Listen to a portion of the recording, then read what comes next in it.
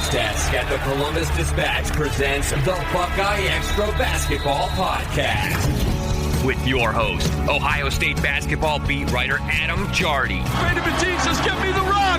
Here it goes. Up and away. Slam jam bam. And now he does a little dance. Now, the BuckeyeXtra Basketball Podcast.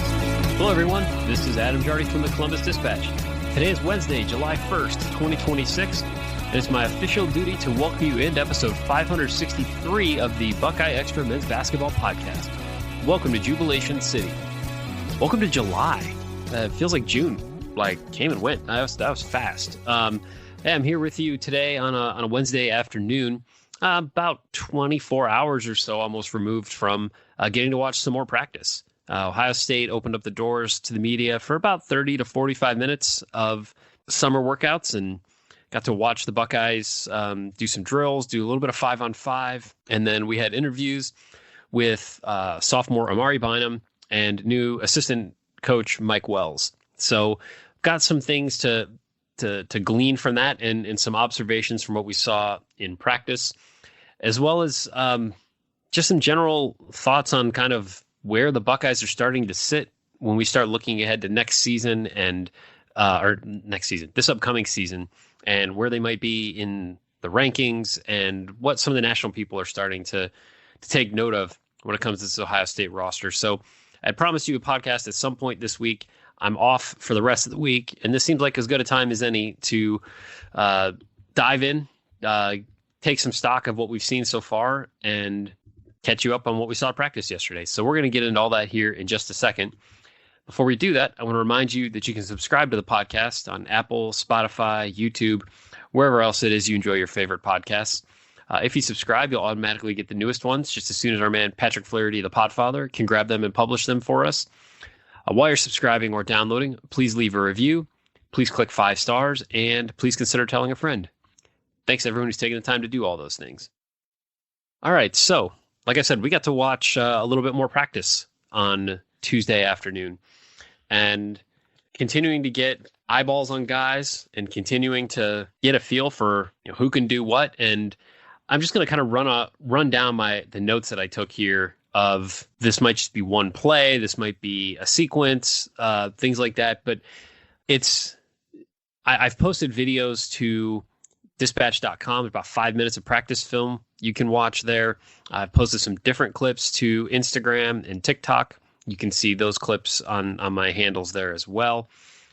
It's always interesting to try to take things out of a visual experience and turn them into an audio platform. And so that's what we're doing here, and we'll see how this goes. But it just seems like whenever we get the chance to see the team, it's worth talking about some stuff. So one thing that stood out to me, and just the little bits that we have seen, it's early, it's summer. Again, all the usual caveats apply to all this stuff. But there seems to be some different movement and some different pacing when the Buckeyes are going through some offensive stuff. There seems to be more involvement with the bigs on the perimeter, screening, double screening types of actions, really more moving parts and more overall motion from at least what we've seen. And maybe that's nothing. Maybe that's just they're doing these drills to work on these specific types of things. But it was noticeable to me on Tuesday that I found myself watching them go through some stuff, and I thought, this looks different. There's going to be a lot of time to examine that and to dive into why that may or may not be the case. But I continue to have this belief that it's going to look different this year. That be it no longer having a lineup mainstay like Bruce Thornton, coupled with a lineup of more athletic overall talent, more athletic overall talented players on the roster, and more mobility, I think, at most positions. This team should be able to do more, should be able to play differently, should be able to have a little bit of a different pace. It's July, but I'm talking myself into that a little bit more. I feel like every time I see this team, they should play a little faster. We should see some of that come to fruition this year. That's what I'm thinking when I look at this team. And it is interesting. I saw somebody commented on one of the videos that I posted about how like it was like a video, there's like 5 minutes of guys shooting bricks. And it was interesting, like thinking about the first time I saw the team this summer, and I thought to myself that the Buckeyes were hitting a lot of shots, a lot of guys making open jumpers. You know, when nobody's guarding you, it's pretty easy to generally make a shot. There were not as many made jumpers this week compared to like 3 weeks ago. And I think that's pretty common for this time of the year. At least it's been my experience when we do get to see things during the summer, that you do see the volume of made shots diminish as you kind of get into the dog days of the summer. And they're starting to get to that point right now. Like some of the, I'm sure guys are dealing with fatigue and things like that, just because for some of them, well, for the majority of the team, this is their first offseason with Ohio State. So you're getting acclimated to things. They're certainly pushing guys. I had somebody tell me that Anthony Thompson's put on like 8 pounds since he got to Ohio State. Some of that's a product of working with Dave Richardson in the strength room, but he is getting bigger and adding a little bit of strength to his frame. So all that stuff to say, they weren't making as many shots as they were earlier in the summer, but it's also one segment of one practice. Now, an exception to that remains John Mobley Jr., who he looks automatic when he shoots the ball. And it really got me thinking, watching him in practice yesterday, like who's the last Ohio State player that every time he let go of the ball from behind the arc, I just thought, that's good. Yeah, I mean, it might be John Diebler, honestly. When not trying to be prisoner of the moment type of deal, but I do feel like his shot continues to just look so consistent. It's been impressive as they've gone through the offseason here, and continues to make me think that like there's a ceiling out there, and it could be a fun year watching him shoot the ball, even more so maybe than last year. It was interesting that I watched them like practice a huddle, like who sits where, who stands where. I thought that was kind of neat to see. You know, like, I guess they even got to practice like that kind of stuff. Two guys that have continually impressed me when we've gotten to see stuff this summer, Jimmie Williams and Alex Smith. And I don't know that I would have guessed either of them necessarily when the summer workouts started. Jimmie Williams just looks like a dude. And again, like trying to think of a comparison here. But like in my head, I'm coming to like a Keyshawn Woods who came to Ohio State with 1 year left, and like his whole thing was like he wanted to make the tournament, and was this like veteran guy who really like wanted and needed to like occasionally put the team on his back. And you think back to the end of that season, and boy, did he ever. I don't think there's gonna be quite as much of a like, man, he absolutely has to go out and get a bunch of buckets for Ohio State for the Buckeyes to be successful this year. But I'm getting more convinced that he will be able to do that. He looks like a dude. He looks like someone who's going to be a significant contributor, someone who, you know, if you were to say, hey, you got to go play a game next week, like, is he in the starting lineup right now? I don't know. And it's probably an irrelevant debate to have in when we start talking about like early to mid July, but he's been that consistent and that attention grabbing throughout the course of the summer that I'm really intrigued with what that's going to look like for him this year. And then Alex Smith is one who I don't know how much this is going to result in. Alex Smith is going to play 12 minutes a game this season. I don't know how much he's going to play. He might not play a whole lot. Well, this is going to have to play out. I think he would have played on last year's team. He looks like a guy who can get a shot and make a shot. The number of times where they're doing some kind of drill and the ball ends up in his hands and he hits a three has been high when I've been there. So I'm more impressed with Alex than I thought I would be at this point. And I felt like I would be pretty, like Jimmie Williams would be pretty solid, but he keeps catching my eye as this summer goes on.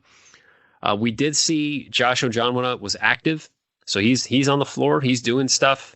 There's still like rust to shake off there, but he looks like such a different person compared to a year ago when he couldn't play, and he was just so much like heavier and like bulkier, but man, that guy he looks like a different person just physically. And certainly you see him on the floor and you see him doing basketball things, like all, good signs of progress for him. So good to see him out there. Another thing about Mobley, one thing that I noticed in just one play, but somebody missed a shot and he came flying in from the perimeter. He read the carom off the rim. Don't know why I couldn't think of that word. Flew into the paint, is the smallest guy, and got the rebound and put it right back up in traffic. Like, that was impressive to me. Like, we didn't see much of John Mobley crashing the boards last year and getting a second chance opportunity, but did see him do that on Tuesday. One thing I noticed about Justin Pippen, he seems to be taking contact. Like, he initiated some contact. He is not afraid to drive into traffic. There's some decision-making stuff there that doesn't look fully ironed out yet, but he definitely does draw a lot of contact. And when I go back to Alex Smith, like, there was a play where he had the ball in the left corner. I don't know who passed him the ball, but he got it. He swished it. He got fouled by Curtis Givens on the play, so would have been a chance for a 4-point play. But that was a heady play for a freshman who really seems to be benefiting from that year at Prolific Prep, as opposed to staying in Ohio and staying at Upper Arlington. Like, I think that really served him well, the experience down there. There was a stretch where Jimmie Williams hit 3-pointers on back-to-back possessions. Again, noteworthy. So something that I felt was interesting enough to write down. Andrea Jelovic was driving the basket at one point. Alex Smith got the strip. Defensive play that was noteworthy to me. Watched Anthony Thompson read a play and steal Justin Pippen through like a skip pass on a drive. Thompson read it and used his length and athleticism to just easily steal that ball. Like, his arms and his wingspan look impressive. And that's definitely going to be something I think we're all going to note as he goes through his season. There was another moment where Jimmie Williams was running out defensively to close out on Amari Bynum. And he closed out really hard on Bynum and forced him into a travel. And then Jimmy yelled, like, he was really into it, like talking some stuff. Another guy here's someone I wasn't sure that we would talk about much, if at all, but I know I've mentioned him like a podcast or two ago, but Miles Hero, he looks good. He had quite a few plays. Like, he had a pass to Josh Ojonwuna where he like split a double team, fed it to the big man as he was like rolling through the paint. And he I think he finished it with a dunk, but like, I didn't know that Miles Hero could do that. He has looked like someone who can play. And I don't think any of us quite knew what to expect when he essentially walked on last year, but and then we saw nothing of him while he redshirted, but he's looked good in summer workouts to this point. He did get stripped on one play where he was trying to drive past Jelovic, and he turned it over.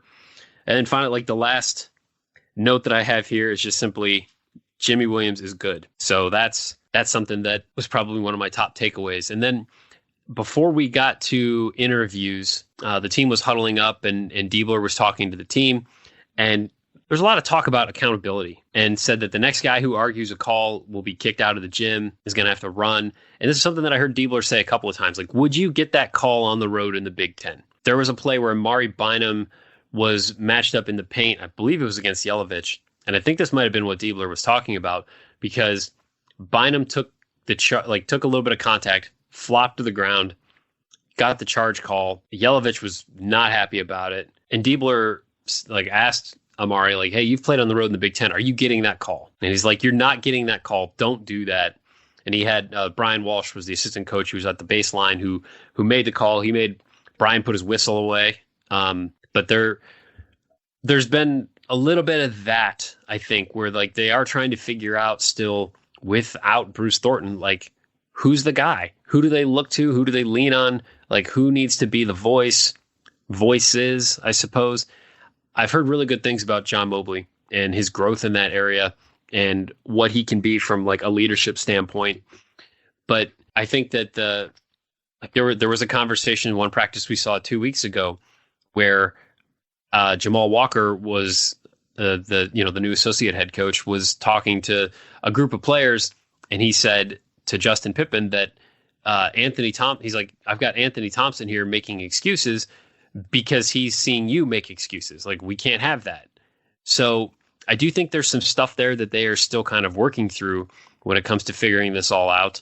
I think that's pretty common stuff for June and July, and certainly in this era when you're constantly turning over the roster like everybody is. But those are some of the things that I saw. And another guy that I've been impressed with that ties now into one of the things I want to talk about here is ESPN updated its preseason way too early top 25, and Ohio State's not in it. The Buckeyes aren't even in like the next 5 out. But CBS thinks differently.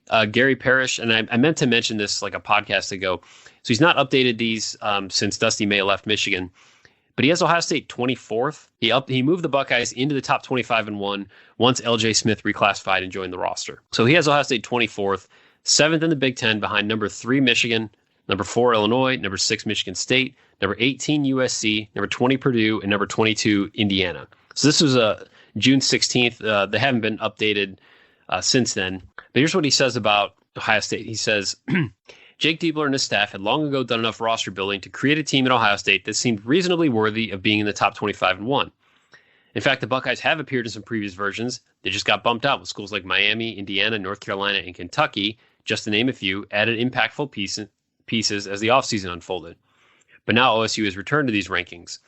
That's the byproduct of the Buckeyes announcing the signing of LJ Smith. His addition provides depth for a roster that Diebler has already called his deepest to date. LJ has looked good too. Now he looks young and he looks like he's still figuring things out, and I expect that to be the case for a good while. But he can shoot, and I've seen him get some buckets in the limited bits that we've gotten to see.